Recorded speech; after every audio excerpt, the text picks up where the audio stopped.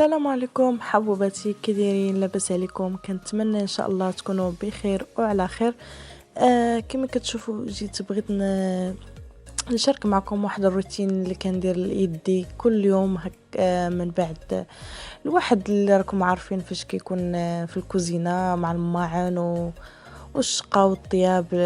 صراحه اليدين كيتكرفسوا. انا يدي هنا صراحه مكرفسين، ما نقول لكمش يعني كي دايرين. الواحد يعني تيبقى في الكوزينه نهار كله يطيب ويغسل الماعن، وراكم عارفين الاكثريه دابا مع هاد الشيء اللي واقع، هاد المرض وهاد الشيء الواحد ما كيخرجش غير في الكوزينه والدار. وجيت بغيت نشارك معكم واحد الروتين ديالي اللي كندير هكايا بالليل قبل ما ننعس.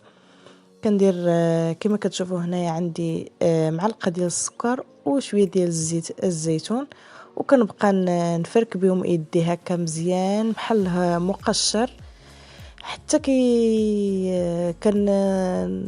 كنركز على دوك البلايص اللي كحلين كما كتشوفوا جهه الصبعان وسميتو.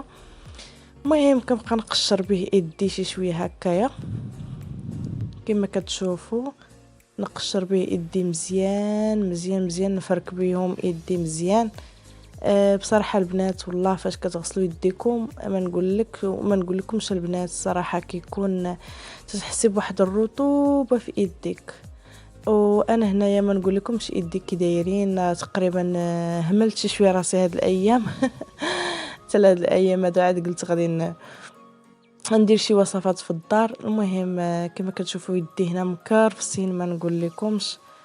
وجيت بغيت نشارك معكم هذا الروتين اللي غادي ندير ليدي قبل النعاس كما كتشوفوا. وهنا كنفرك يدي مزيان بهذا السكر والزيت الزيتون، كنفرك يدي مزيان مزيان مزيان.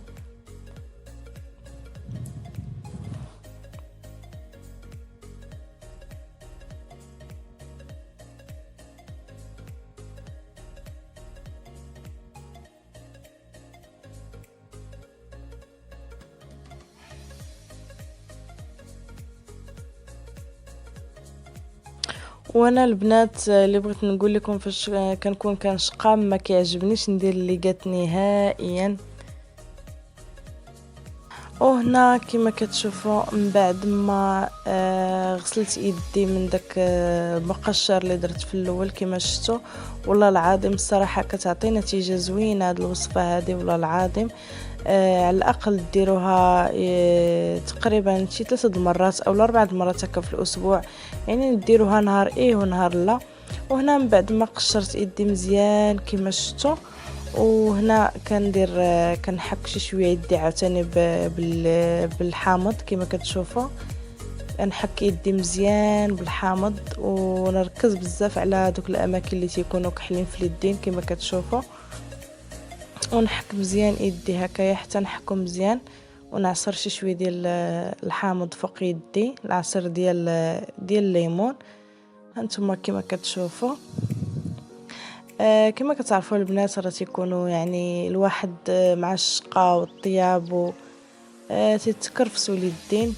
انا ما كيعجبنيش ندير الليقات، تعجبني الشقه هكاك بلا ليقات كما كتشوفوا. هنا من بعد ما درت ليدي مزيان الحامض، وهنا عندي معلقه ديال المايزينا كما كتشوفوا.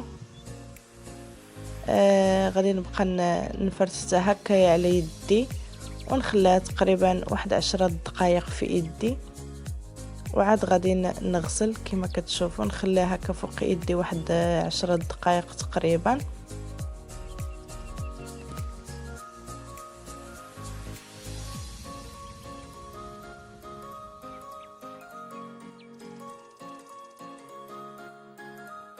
وهنا البنات كما شفتوا معايا في الفيديو هنايا غادي نخلي تقريبا هاد المايزينا فوق يدي تقريبا واحد 10 دقائق تقريبا واحد 10 دقائق. عاد غادي نغسل بالماء دافي والصابون.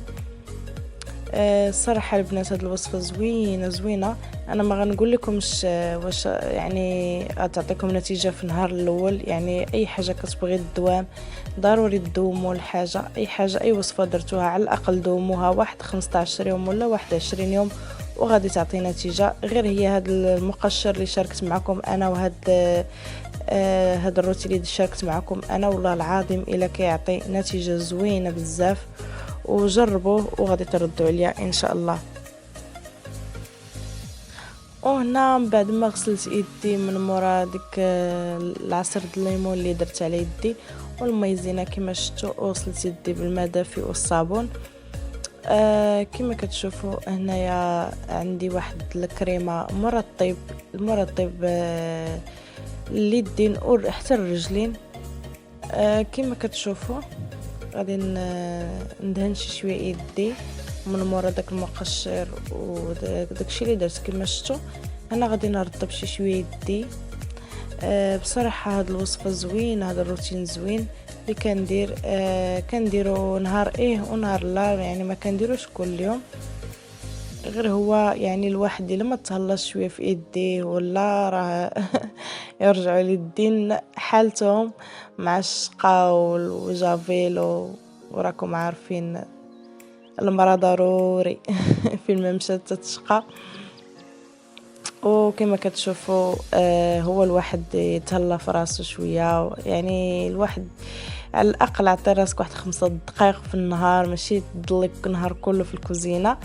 والمهم كنتمنى هاد الوصفه تعجبكم ان شاء الله، والى الفيديو الجاي. باي باي.